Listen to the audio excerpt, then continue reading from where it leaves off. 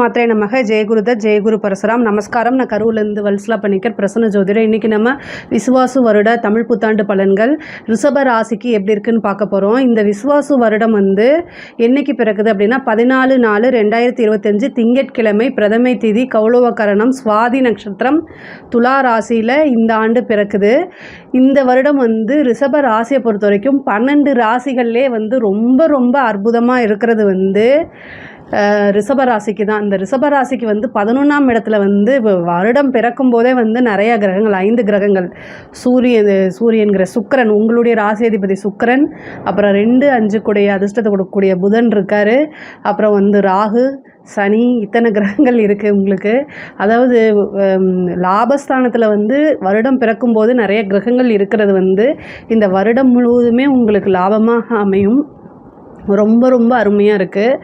பொதுவாகவே ரிஷபராசிக்கு எந்த வருஷமும் இல்லாமல் இந்த வருஷம் நீங்கள் நினச்ச காரியங்கள் எல்லாமே அனுகூலமாக தான் முடியும். இவ்வளோ நாளாக உங்களுக்கு எதிர்பார்த்துட்டு இருந்தது, அதாவது காசு பணம் மட்டும் கிடையாது, நீங்கள் என்னென்ன விஷயங்கள்லாம் எதிர்பார்த்தீங்களோ அத்தனை விஷயமே நடக்கும். இந்த ரிஷபராசியில் இது என்னென்னா, குருவும் 2ஆம் இடத்துக்கு போகிறார். இவ்வளோ நாளாக இந்த ஜென்ம குரு பார்த்திங்கன்னா ரொம்ப கொஞ்சம் டென்ஷன் இந்த மாதிரி விஷயங்களை கொடுத்துட்ருப்பாரு, அலைச்சல்களை கொடுத்துட்டு இருந்திருப்பார். ஆனால் இப்போ குரு பயிற்சியாகி 2ஆம் இடத்துக்கு போகிறாரு. இந்த 2ஆம் இடத்துக்கு போகும்போது யாருக்கெல்லாம் குரு தசை நடக்குது, யாருக்கெல்லாம் சனி தசை நடக்குது அப்படின்னா அவங்களுக்கும் சூப்பர், ராகு தசை நடந்தாலும் சூப்பர். அதாவது ரிஷப ராசியில் பிறந்துட்டு இருக்கவங்களுக்கு ராகு, அதுக்கப்புறம் குரு, சனி தசை, மேக்ஸிமம் இந்த திசைகள் தான் மேக்ஸிமம் ஆஃப் நம்பர்ஸ் இருப்பீங்க. உங்களுக்கு என்ன திசை நடக்குது அப்படிங்கிறத கமெண்ட்ஸில் சொல்லுங்கள், நான் அதுக்குண்டான பரிகாரத்தை சொல்கிறேன்.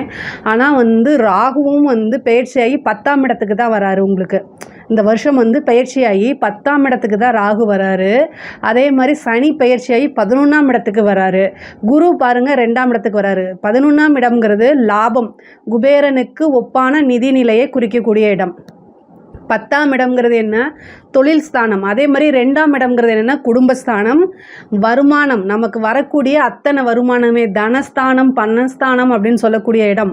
தனக்காரகனே தனஸ்தானத்தில் போய் இருக்கிறாரு. அப்போ ரொம்ப ரொம்ப நல்லது. பணம் பல விஷயங்களில் உங்களுக்கு உறுதியாக உண்டுங்க. அதாவது ஃபஸ்ட்டு தொழில் எடுத்துக்கிட்டிங்க அப்படின்னா, தொழில் அதாவது இவ்வளோ நாளாக இந்த தொழில் செய்யலாமா வேண்டாமா அப்படின்னு நினச்சிட்டு இருந்திருப்பீங்க. இந்த ராகு வந்தோடனே ஆரம்பிச்சிருவீங்க. அது தொழிலுங்கிறது பிரம்மாண்டமாக விருத்தி பண்ணி கொடுக்குங்க. உங்களுக்கு நீங்கள் எந்த தொழிலை தொட்டாலும் சரி பிரம்மாண்டப்படுத்தி கொடுக்கும், விரிவுபடுத்தி கொடுக்கும்.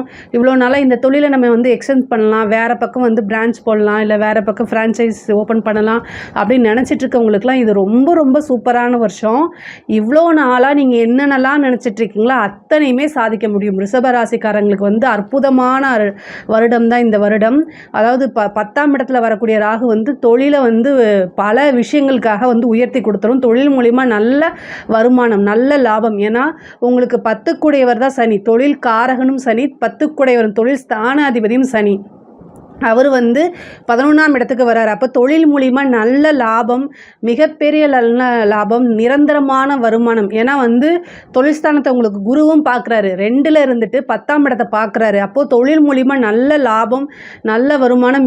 அதாவது உங்கள் லைஃபே செட்டில்மெண்ட் பண்ணி கொடுக்குற அளவுக்கு இந்த ஒரு வருடத்தில் நீங்கள் முயற்சியை மட்டும் போட்டிங்க அப்படின்னா லைஃப்பை நீங்கள் செட்டிலே ஆயிடலாம். அந்த அளவுக்கு பணம் பல வகையில் உங்களுக்கு வந்துடும். வருமானம் அப்படிங்கிறது மிகப்பெரிய லெவலில் உயர்வான நிலைக்கு வந்துடும். லாபம், அதாவது நீங்கள் பொதுவாகவே இப்போ 1 லட்ச ரூபா போடுறீங்க அப்படின்னா 2 லட்ச ரூபா எடுக்கலாம், 5 லட்ச ரூபா எடுக்கலாம். ஆனால் 1 கோடி எடுக்க முடியுமா? இந்த வருஷம் அந்த மாதிரி அமைப்பு இருக்குது. ஒரு உதாரணத்துக்காக சொல்கிறேன். ஏன்னா நீங்கள் 100 இல்லை 1000 டைம்ஸ் கூட எடுக்க முடியும், அந்தளவுக்கு உங்களுக்கு ஒரு அமைப்பு. ஏன்னா ராகு தொழில் ஸ்தானத்துக்கு வராரு, சனி 11ஆம் இடத்துக்கு வருது. இதுதான் ரொம்ப ரொம்ப நல்ல அமைப்பு. உத்தியோகத்தில் இருக்கவங்களுக்கும் இது ஒரு ஜாக்பாட் தான். திடீர்னு ஒரு நல்ல ப்ரமோஷன்ஸு, ஒரு சிலர்லாம் வெளிநாட்டுக்கு போகக்கூடிய அமைப்புகள் கிடைக்கிது. நிறைய பேருக்கு ஃபாரின் போய் வேலை பார்க்கணும்னு நினச்சிட்ருப்பீங்க. ஆனால் ஏதோ ஒரு ரீசன்னால் தட்டி போயிட்டே இருக்கும், ஏதோ ஒன்று நாள் ரிஜெக்ட் ஆகிட்டு இருக்கும். ஆனால் இந்த டைம் வெளிநாட்டுக்கு போய் வேலை பார்க்கக்கூடியது, ஆல்ரெடி வேலையில் இருக்கவங்க ஒரு ப்ரமோஷன் ஆகி வேறு கம்பெனிக்கு போகிறது, வேறு பக்கம் ட்ரான்ஸ்ஃபர் ஆகிறது, இந்த மாதிரி விஷயங்கள்லாம் இருக்கும். திடீர்னு ஒரு ப்ரமோஷன்ஸு, இவ்வளோ நாளாக உங்களுக்கு எந்த அங்கீகாரமும் கிடைக்கலனா கூட இந்த டைம் ஒரு பாராட்டு அங்கீகாரம் கிடைக்கும். நல்ல சேலரி இன்க்ரிமெண்ட்டு. இப்போ நீங்கள் என்னெல்லாம் உத்தியோகத்தில் எதிர்பார்த்தீங்களோ அத்தனையுமே உங்களுக்கு கிடச்சிருங்க. அதே மாதிரி 4ஆம் இடத்துக்கு வந்திருக்கக்கூடிய கேது படிக்கக்கூடிய குழந்தைகளை பொறுத்த வரைக்கும் படிப்பில் ஆர்வம் குறைவாக இருக்கும், அல்லது வந்து ஏதாவது ஒரு சின்ன டைவர்ஷன் வரதுக்கு உண்டான அமைப்பு இருக்குது. படிப்பில் வந்து கவனம் செலுத்தாமல் போகிறது, இந்த மாதிரிலாம் இருக்குது. அதனால் வந்து தட்சிணாமூர்த்தி வழிபாடு பண்ணுங்கள், காலபைரவர் வழிபாடு பண்ணுங்கள், ஹயக்ரீவர் வழிபாடு பண்ணுங்கள். படிக்கக்கூடியவங்களுக்கு வந்து பார்த்திங்கன்னா ஹயக்ரீவர் வழிபாடு பண்ணிக்கோங்க. இந்த படிப்பில் ஏதாவது தடைகளோ அல்லது வேறு ஏதாவது இருந்துச்சுனாலும் அதை எல்லாமே நிவர்த்தி ஆயிரும். படிப்பை பொறுத்த வரைக்கும் ரொம்ப ரொம்ப கவனமாக இருக்கணும். அதே மாதிரி 2ல் வந்திருக்கக்கூடிய குரு வந்து குடும்பத்தில் இருந்த இது வரைக்கும் சண்டை சச்சரவுகள்லாம் நீக்கிரும். சண்டை சச்சரவுகள் நீங்கினாலே வந்து உங்களுக்கு பல வகையிலிருந்து மன நிம்மதி ஆதரவுகளாக இருக்கும். குடும்ப நபர்களிடையே ஒற்றுமைகள்லாம் உங்களுக்கு வளர்ந்துடும். இவ்வளோ நாளாக உங்களுக்காக அண்டர்ஸ்டாண்ட் பண்ணாமல் உங்ககிட்ட சண்டை போட்டவங்க கூட இனிமேல் புரிஞ்சுக்கிட்டு உங்களைய அனுசரித்து நடக்கக்கூடிய அமைப்புகள்லாம் இருக்குது. பொதுவாகவே குரு வந்து அஷ்டமாதிபதியும் கூட, ரிஷபராசியை பொறுத்த வரைக்கும் அஷ்டமாதிபதியும் கூட.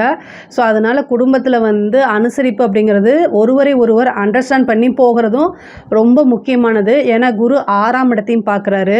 6ஆம் இடத்தை பார்க்கும்போது சண்டை சச்சரவுகள் இது எல்லாமே அப்பப்போ வரத்தான் செய்யும். ஆனால் அட்ஜஸ்ட்மெண்ட் அப்படிங்கிறது உறுதியாக 2 பேருமே, அதாவது கணவனாக இருந்தாலும் சரி மனைவியாக இருந்தாலும் சரி 2 பேருமே அட்ஜஸ்ட்மெண்ட் அப்படிங்கிறத உறுதியாக பண்ணி தான் போயாகணும். நீங்கள் வேறு வழி கிடையாது. அதே மாதிரி அஷ்டமஸ்தானத்தை குரு பார்க்குறாரு. அஷ்டமஸ்தானத்தை பார்க்கும்போது சிறு சிறு அவமானங்கள் தேடி வரதுக்கு குரு பார்க்கக்கூடிய எல்லா இடத்தையுமே வளர்த்து விட்ருவார். ஸோ அதனால் பார்க்கக்கூடிய எல்லா இடத்தையும் வளர்த்து விடும்போது காசு பணத்தை மட்டும் இல்லை, தொழிலை மட்டும் இல்லை, அவர் தேவையில்லாத விஷயங்களும் வளர்த்தே தான் விடுவார். அவருடைய வேலையாக அவர் செவ்வனே செய்வார். ஸோ அவருக்கு எந்த இடம் இது கெட்ட இடம் அப்படிங்கிறலாம் அவருக்கு வந்து குருவுக்கு தெரியாது. அவர் வந்து பார்க்கக்கூடிய இடத்தை எல்லாமே விருத்தி பண்ணுவார். அப்போ 8ஆம் இடமும் விருத்தி ஆகும். 8ஆம் இடம்ல என்ன, ஆயுள் இருக்குது, அவமானங்கள் இருக்குது, விபத்து கண்டங்கள் இருக்குது. அப்போது இதுலேயும் ரொம்ப கவனமாக இருக்கணும். காசு பணம் வருதே அப்படின்னு கண்மூடித்தனமாக நீங்கள் நடந்துக்க கூடாது. நான் வந்து எதுக்காக சொல்கிறேன் அப்படின்னா உங்கள் மேலே அக்கறை இருக்கனால தான் நான் சொல்கிறேன். 8ஆம் இடத்தை குரு பார்க்கும்போது வண்டி வாகனங்களில் போகும்போது ரொம்ப ஜாக்கிரதையாக போகணும். அதே மாதிரி மற்றவங்க கிட்ட பேசும்போதுமே ஜாக்கிரதையாக பேசணும். அதே மாதிரி நீங்கள் இருக்கக்கூடிய விஷயங்களை பெருசு பண்ணாதீங்க. அதாவது குரு 11ஆம் இடத்துக்கு சனி வந்திருக்கனால என்ன ஆகும் அப்படின்னா உங்களுக்கு காசு பணம் வரதை வந்து நீங்கள் மிகப்பெரிய லெவலில் வெளியில் வந்து காமிச்சிக்கிட்டீங்க அப்படின்னா அதுவே ஒரு பெரிய கண்திருஷ்டி மாதிரி இருக்கும். ஸோ அதனால் நீங்கள் காசு பணம் வரும்போது ஒரு அசட்டாக ஒரு இடம் வாங்குறது, ஒரு நிலத்தில் போடுறது, வீடு வாங்குறது, வாகனங்கள் வாங்குறது, இந்த மாதிரி விஷயங்களை கன்வெர்ட் பண்ணுங்கள். ஒரு கோல்டு சேர்த்து வைக்கிறது, இந்த மாதிரி விஷயங்களை கன்வெர்ட் பண்ணுங்கள். ஆனால் அதை வெளியில் வந்து பிரபலியப்படுத்தி சொல்லிக்காதீங்க, பெருமைப்படுத்தி சொல்லிக்காதுங்க. இந்த ரிஷபராசிக்கு வந்து பெருமை பேசக்கூடாது. இந்த 1.5 வருஷத்துக்கு வந்து பார்த்திங்கன்னா பெருமை பேசாமல் இருந்தீங்கன்னா காசு நிறைய சேரும். அஷ்டமஸ்தானத்தை பார்க்குது. அதே மாதிரி வண்டி வாகனங்களில் 4ஆம் இடத்துல கேது வந்திருக்கு. 8ஆம் இடத்தை பார்க்குறாரு, குரு பார்க்குறாரு, சனியும் பார்க்குறாரு. குருவும் பார்க்குது, சனியும் பார்க்குது. வண்டி வாகனங்களில் போகும்போது ரொம்ப ஜாக்கிரதையாக இருக்கணும். அதே மாதிரி ஹெல்த்து சம்மந்தப்பட்ட விஷயங்களை ரொம்ப கவனமாக இருக்கணும். இல்லை அப்படின்னா பெரிய லெவலில் பிரச்சனை வரும். சர்ஜரி நிறைய பேத்துக்கு வந்து சர்ஜரி செய்யக்கூடிய அமைப்புகள் இருக்குது. 8ஆம் இடத்துல இருக்கக்கூடிய அமைப்பு வந்து என்னென்னா வலுப்பெற்றிருக்கு. உங்களுக்கு 8ஆம் இடம்ங்கிறது வந்து ஒரு அதிர்ஷ்டமும் அதுதான். லாட்ரி, புதையல், எதிர்பார்க்காத ஒரு உழைப்பே போடாமல் நமக்கு வரக்கூடிய பணம் தான் வந்து 8ஆம் இடம். ஸோ அதனால் இன்சூரன்ஸ் கிளைம் ஆகிறது, அல்லது வந்து நம்ம லாட்ரி, புதையல் மீன்ஸ் மண்ணுக்கடியில் தோன்றது கிடையாது, உழைப்பில்லாதது. அதே மாதிரி பினாமி சொத்துக்கள், இந்த மாதிரி விஷயங்களும் உங்களுக்கு கிடைக்கும். ஆனால் மெயினாக என்னென்னா வண்டி வாகனங்களில் போகும்போது ஜாக்கிரதையாக போங்க. உங்கள் ஹெல்த் சம்மந்தப்பட்ட விஷயங்களை இம்மீடியட்டாக டாக்டரை பார்த்துருங்க. 8ஆம் இடம்ங்கிறது வந்து சர்ஜரி அமைப்பை காமிக்குது. ஆயுள் தோஷத்தை போக்கணும் அப்படின்னா மிருத்யுஞ்ச ஹோமம் பண்ணிக்கோங்க. ஏன்னா குரு பார்க்குறதுனால ஹோமம் பண்ணால் ரொம்ப நல்லது. அப்படி இல்லை அப்படின்னா மந்திரம் இருக்குது, அந்த மந்திரத்தை நான் உங்களுக்கு கொடுக்குறேன். அந்த மந்திரத்தை படிச்சிங்கனாலே போதுமானது. முக்கியமாக வந்து ஒரு சின்னது அம்மாவுக்கு, தாயாருக்கு வந்து பார்த்திங்கன்னா உடல்நிலை பாதிப்புகள் இருக்குது.